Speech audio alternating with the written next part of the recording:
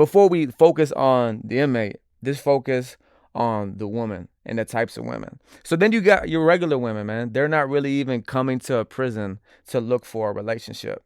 They're just coming there to get their check, work a 9 to 5, go home at night, provide for their family, or work their way to school, or just figuring out where they're going in life, wherever they're at. They're just going there to work.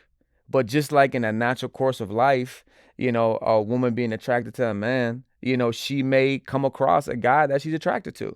And especially when there's, thousands of inmates, men at a facility, and she may be the center of attention, especially if she's beautiful. So she may start working there with every intention to kind of stay to herself, to just come to work and get her check and go home.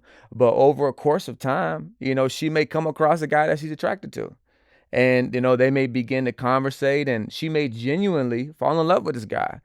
And so you got a woman like that, she just falls into a relationship with a guy who's incarcerated, with the inmate at the prison that she works at, just haphazardly. It's not intentional.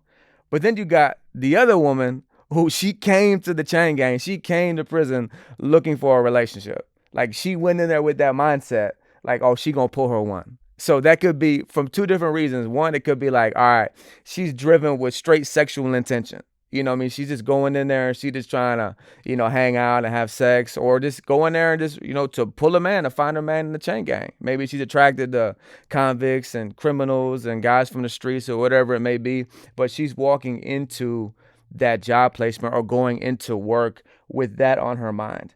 That she's going in there on the prowl. And she's finna go in there and pick her options, because she know that when it comes to the ratio of all those men and the little bit of women who are working there, that she has good opportunity to pretty much, pull whatever guy she wants.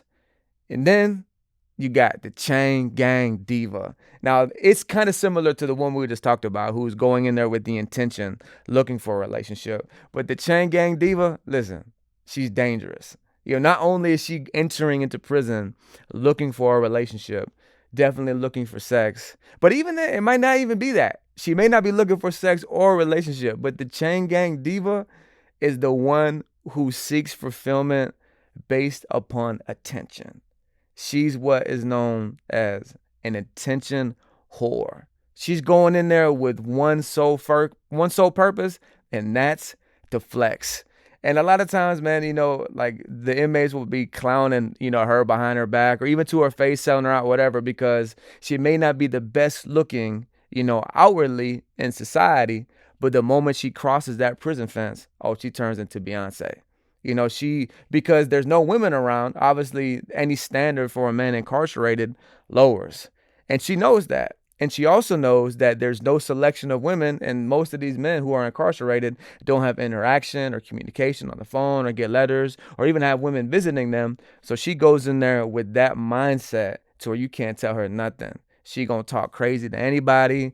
She gonna be in everybody's chest. She's just gonna come in there with that complete diva mindset. So that's what we call a chain gang diva. But also too, man, let's begin to focus on the inmate.